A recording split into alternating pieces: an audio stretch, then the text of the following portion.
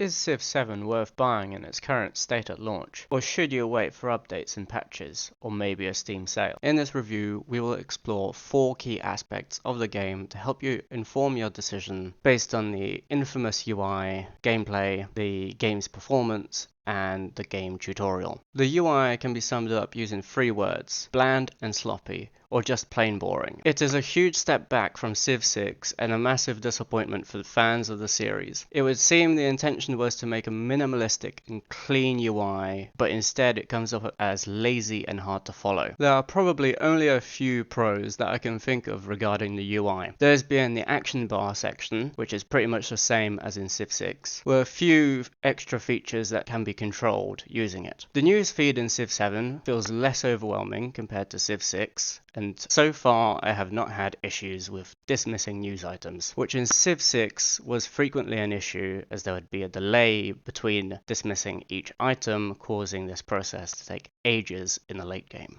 Another positive change is the Other Civ Stats ribbon, which is now enabled by default. This was previously a feature in Civ 6, however a lot of players seem to have not known about it, as it had to be enabled through the settings menu. There are many cons, here are some that I have found. The UI is not intuitive even for long-time Civ players, with critical information missing or being hard to find. Things like, how much production does a building cost? It's great knowing that it will take 3 turns to build, but when I pick up a goodie hut which offers me gold or 7 production, I have no clue how much time it will shave off the current production queue. I cannot assess the value this hut offers me. Small things like hovering over a resource icon doesn't tell you what it is or what benefits it gives you, at least not until you hover over the tile that's underneath the icon, which was previously not the case in Civ 6, where hovering over the icon would tell you what you're looking at. The army commander levels are the same color as the icon itself, causing them to blend in and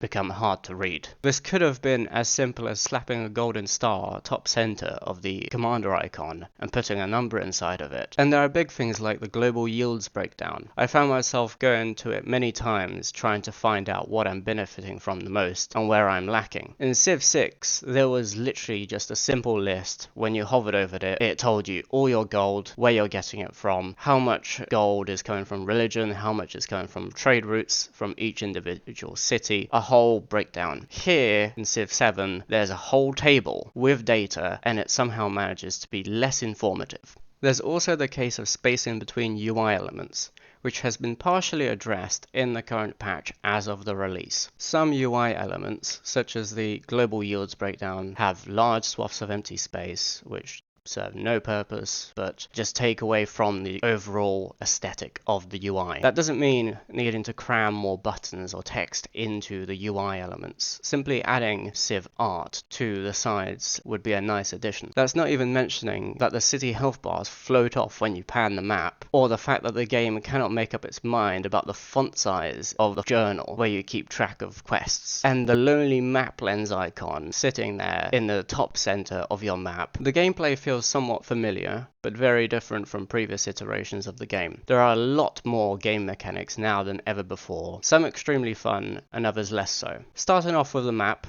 it looks amazing, both stylistically and graphically. It is a joy to look at. The ability to zoom in on the tiles and just appreciate how amazing the landscape looks really adds to the overall experience. The new Ages system is an interesting addition to the game in my opinion, with a lot of potential for future expansions and mods. A future or postmodern age, or ages focused on particular moments in history, would certainly make for some interesting gameplay and provide the players with a ton of replayability value. The way the city growth and building has been reworked is also a positive change in my opinion. The city growth feels a lot more organic and has strategic depth to it. Will I expand to the gold tile and get a 20% boost towards purchasing buildings, or will I expand to improve the iron to improve my unit's combat strength? The 2 key pain points that I and most players have with Civ 6 that have been addressed in Civ Civ 7, at least partially. The AI feels a lot more competent in Civ 7, and I don't mean that it's mega aggressive, which seems to be what Civ 6 resorted to do. The AI in Civ 7 sends endeavors, tries to collaborate with you on boosting science, happiness, or even provide military support as a passive buff, which makes them feel like they are actually playing the game with you rather than trying to spite you at every chance. The AI's military strategy seems to have improved as they make better use of their units when in war. Moving the units around the map was previously a nightmare in Civ 6, especially in the late game, having to micromanage every single unit, and what made matters even worse is that those units would occasionally forget their orders and you'd have to reissue them. There would also be issues with units being completely skipped from the order queue, and when you would end your turn they would flag up again and you would have to tell them their orders once again. In Civ 7 this seems to not be an issue, or at least I have not come across it. Units can now be packed together using their respective commander, land units by an army commander, naval units by a fleet commander. This makes moving large militaries around the map a lot quicker, giving the player more time to focus on the game rather than micromanaging units around the map. Workers, a key aspect of prior Civ games, are no longer a feature in Civ 7, so they are no longer needed to be moved and micromanaged across a large nation to build and repair buildings. While the Ages system is an interesting addition, full of possibility, it came with the crisis mechanic, which is supposed to act as a way to break up Ages. However, the mechanic is more of an annoyance than a fun challenge at the end of an age, and it seems with the way it's currently implemented, most players will opt to disable this feature. There are also gameplay features many fans expected to be in Civ 7 but are missing, such as the ability to rename cities and religions, the game-defining feature that is just one more turn. The game just seems to end after the final age without the option to continue the game. The game currently lacks a hot seat multiplayer, which is a feature I personally made a lot of use of in Civ 6. However, this was announced to be coming sometime soon, as it's on the developers' to-do list. Lastly, the feature I personally really enjoyed in Civ 6 was the strategic resources mechanic, whereby you need to have a certain amount of resource to be able to build a unit. This made for an interesting strategic gameplay, especially when out-teched by an opponent. You could strategically plunder and raid their resources to prevent them from being able to produce units, or weaken them if those units require upkeep. This is not present in Civ 7. I feel it is a shame, as it would have paired well with the new and improved combat mechanics. The tutorial in Civ 7 is a crucial aspect of the game. There are so many mechanics that even Civ veterans need to relearn the game, and yet the tutorial, in my opinion, is terribly lacking. There are so many pop-ups that you get bombarded with from the moment you start the game, just bodies of text, and yet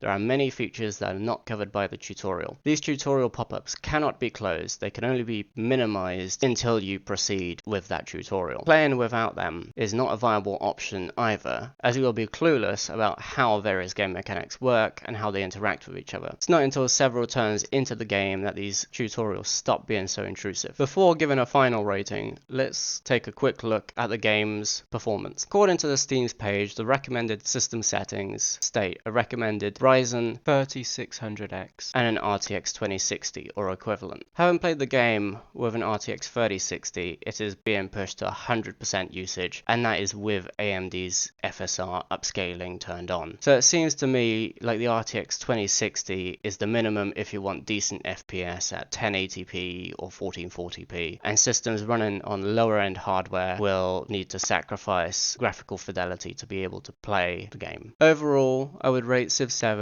great on gameplay and map visuals, but very subpar on the UI and tutorial. Coming back to the original question, is Civ 7 worth buying in its current state? Maybe if you're a huge fan of the series and you won't mind a janky UI until several patches later. In that case, go for it. Otherwise, I'd recommend waiting for the game to be patched to improve these lacking areas or for a Steam sale. Remember to like, share and subscribe for more content.